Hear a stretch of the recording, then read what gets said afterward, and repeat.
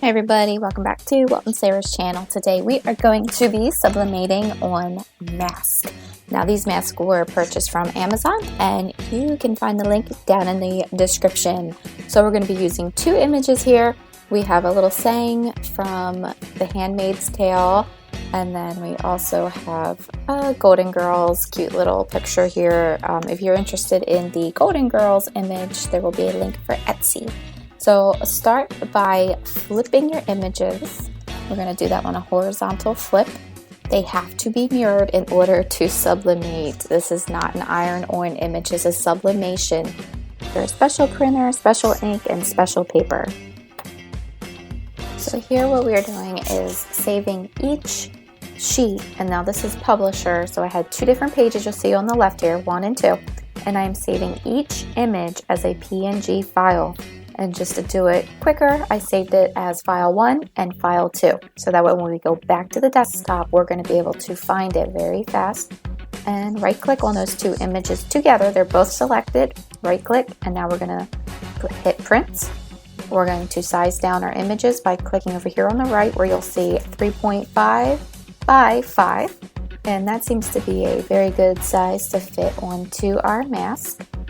I already cut down the sublimation paper because obviously I printed out two images on one sheet. So I cut them individually off camera. And now here I'm showing you that the seams of these masks are kind of weird. They come with the seam facing out. So when you put the mask on, you will have the seam facing outside of the mask for people to see. On the pink one, I'm going to leave it that way. And then on the gray one here, I tried to flip the mask and kind of force it to have the seam go inside, and I'm hoping that the heat press will help make it a little bit nicer, a little bit more professional looking. So we'll find out how that works out for us. But we are going to take our images and get them all set up. I'm going to press both masks at the same time. They're so small, why waste our time pressing individually? So I'm just going to tape down our images so they do not move. I'm going to attempt to find some tape for our second mask. Try to get it off of here. Please do not use Scotch tape. It will melt and destroy your canvas and your press. You have to get the heat resistant high temp tape. Cricut also offers one that is a blue tape. You can grab it from Walmart, or you can get this stuff a little bit cheaper. You get a little bit more. You usually get 2 rolls in a pack from, of course, Amazon.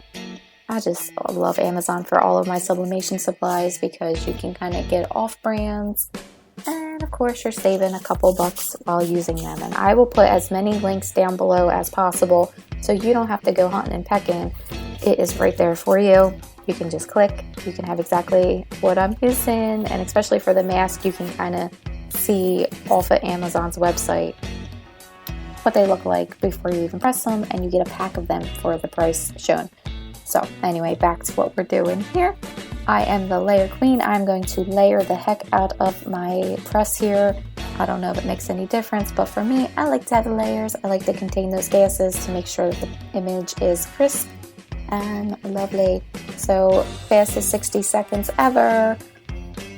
I have my heat press here set at 400 degrees. And again, that was 60 seconds. 60 seconds, 400 degrees, a little bit of camera magic. You didn't have to sit through that whole minute. Quickly remove your layers and remove your sublimation paper from your image. If you leave it on there too long, you're going to have a little bit of a blowout and it's going to be blurry. You don't want that, trust me. So before I even show you guys what's going on our mask, I want to take those images off. So, oh my gosh, look at that. This was made, just this little saying was made in Publisher. Just using Microsoft Publisher, I was able to make my own little sublimation design, press it on the mask, and now it adds a whole other element to just something that we're required to wear right now. And then you'll see our Golden Girls image, even on a pink background, looks so good, especially with a leopard frame. So good. If you're interested in this image, you put it on a t-shirt, or whatever you want to do with it, Tumblr, it will be on Etsy. You can go find it over at Etsy, and I'll put the link down low so you don't have to search for it yourself. And you'll also notice how our seams did come out. The pink isn't too bad, not that it made a difference being pressed, but I think you'll just get used to it. And then the gray one, I mean, hopefully when you're wearing it, it doesn't rub, it doesn't hurt you. My kids don't like the ones with the seam on the inside, but people did say on Amazon in the reviews that you don't really notice the seam because it is soft and flexible. So that's it, guys. Thank you so much for watching. I will catch y'all next time. Bye.